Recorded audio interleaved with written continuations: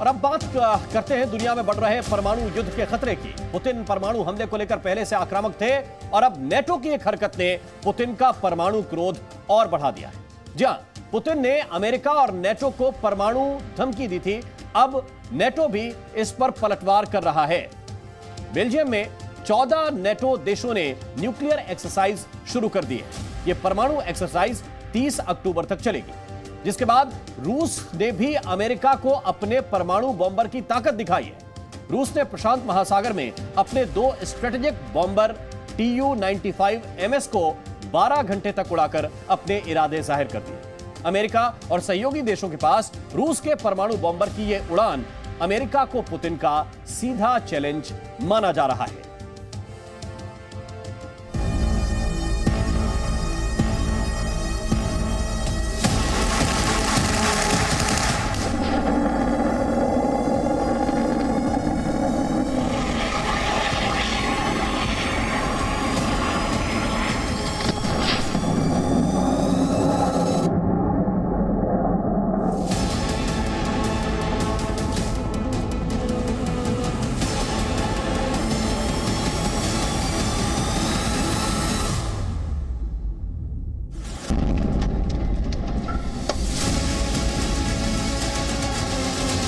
Europe परमाणु भट्टी पर बैठा है, जिसमें आग लगाने के लिए रूस भी तैयार है और नेटो भी। रूस के राष्ट्रपति व्लादिमीर पुतिन की न्यूक्लियर धमकी का जवाब देने के लिए नेटो ने न्यूक्लियर एक्सरसाइज शुरू कर दी और अब रूस ने अपना सबसे घातक परमाणु बॉम्बर अमेरिका और कनाडा के पास वाले समुद्र में घुमाकर सुपर पावर अमेरिका को परमाणु चैलेंज दे दिया। रूस ने ऐसा करके परमाणु धमाके की प्रैक्टिस कर रहे नेटो को चैलेंज दिया है कि वो चाहे जितनी भी प्रैक्टिस कर ले, धमाका करने का वक्त आया तो रूस सबसे आगे है। ये रूस का खतरनाक Tu-95MS स्ट्रेटेजिक बॉम्बर है, जो परमाणु धमाका करने में माहिर माना जाता है। अब रूस ने एक नहीं ऐसे 2 परमाणु बॉम्बर्स को उड़ाकर अमेरिका और नेटो को अपनी ताकत दिखाई। सबसे खास बात है कि रूस के ये परमाणु बॉम्बर्स पूरे 12 घंटे तक उन इलाकों में उड़ते रहे जहां से अमेरिका और सहयोगी देशों पर खतरा बढ़ जाता है। हालांकि रूस ने यह भी कहा है कि उसने अंतर्राष्ट्रीय समुद्री सीमाओं को पार नहीं किया। रूस की परमाणु तैयारियों को आप इस तरह भी समझ सकते हैं कि इन बॉम्बर्स को रूस के परमाणु हमला करने में सक्षम MiG-31 फाइटर प्लेन गार्ड कर रहे हैं। इस दौरान Tu-95 बॉम्बर्स ने रिफ्यूलिंग की भी प्रैक्टिस, यानी लंबे वक्त तक आसमान में रहने की तैयारी की गई है।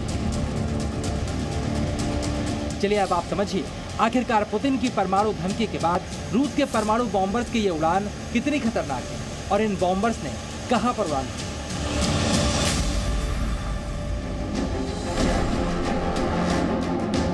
रूस से उड़े Tu-95 स्ट्रेटेजिक बॉम्बर ने प्रशांत महासागर, ओखोटक सागर और बेरिंग सागर में उड़ान भरकर इन इलाकों में अपना दबदबा दिखाने की कोशिश की है। मैप में आप ये भी देख सकते हैं कि यहाँ से अमेरिका और कनाडा जैसे देश भी रूस के निशाने पर आ जाते हैं। पुतिन अमेरिका और सहयोगियों को परमाणु धमकी दे चुके हैं। बाइडेन भी नेटो की 1-1 इंच जमीन को बचाने की कसम खा चुके हैं और अब जो स्थिति दिखाई दे रही है, लग रहा है ये महाशक्तियां अपनी अपनी धमकियों पर अमल भी शुरू कर चुकी हैं।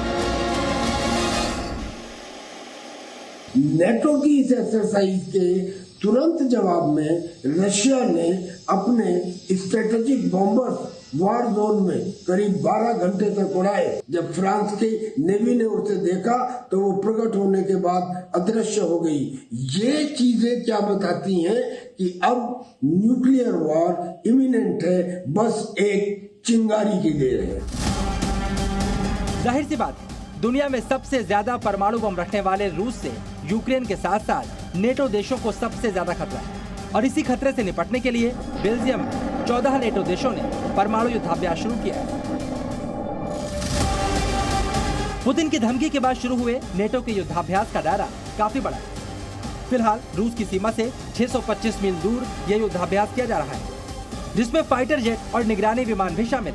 इसी के साथ साथ रिफ्यूलिंग करने वाले विमानों को भी युद्धाभ्यास में शामिल किया गया है। नेटो के परमाणु युद्धाभ्यास को स्ट्रीट फास्ट नून नाम दिया गया है।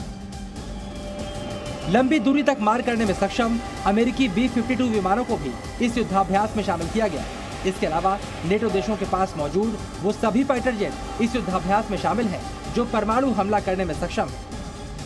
नेटो इस युद्धाभ्यास के जरिए परमाणु हमले की पूरी तैयारी कर रहा है।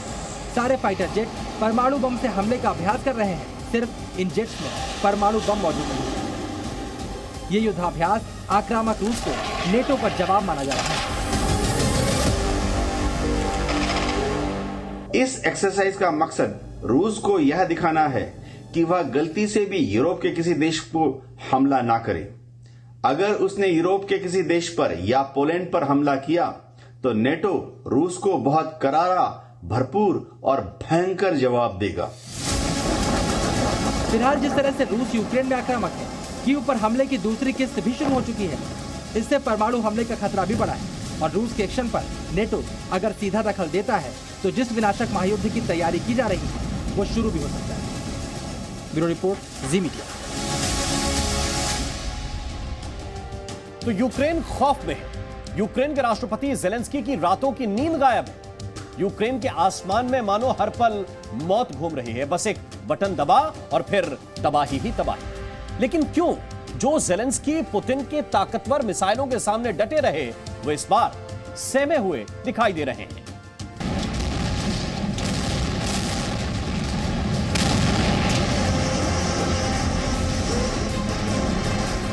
पुतिन की मिसाइलों का हमला ज़ेलेंस्की सह गए।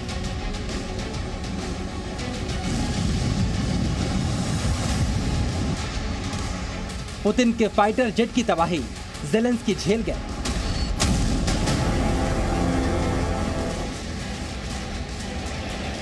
लेकिन जब रूस ने ईरानी ड्रोन से हमला किया तो ज़ेलेंस्की टूट गए।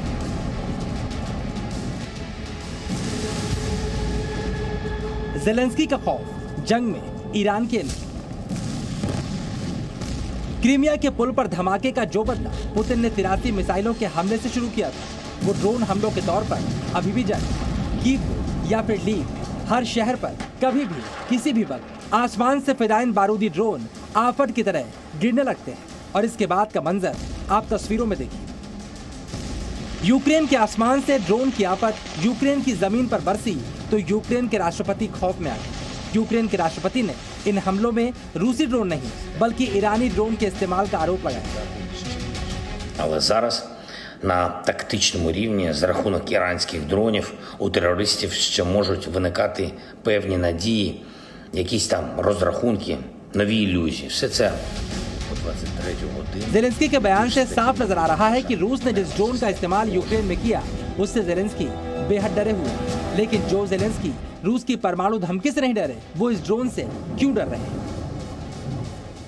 ईरान भी यह मना कर रहा है कि उसने रूस को कोई ड्रोन्स एक्सपोर्ट किए हैं, क्योंकि अंतर्राष्ट्रीय नियमों के अनुसार लॉन्ग डिस्टेंस घातक ड्रोन्स का एक्सपोर्ट इस वक्त फिलहाल बैन है।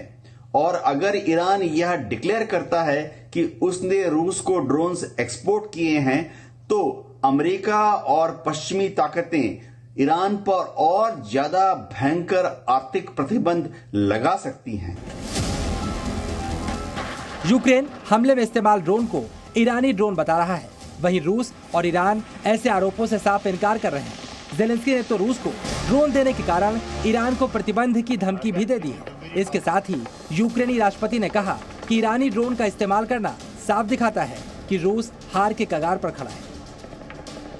Сам факт звернення Росії по таку допомогу до Ірану є визнанням Кремлем свого військово-політичного банкрутства. Десятиліттями вони. चलिए अब आप ये भी समझिए आखिरकार क्यों ईरान और रूस दोनों हमलावर ड्रोन के ईरानी होने की बात को छिपा रहे हैं। ईरान ने जो ड्रोन्स रशिया को दिए हैं उन्हें सुसाइड ड्रोन्स भी कहते हैं। उनकी रेंज करीब 2500 किलोमीटर और वो करीब 24 घंटे तक हवा में रह सकते हैं।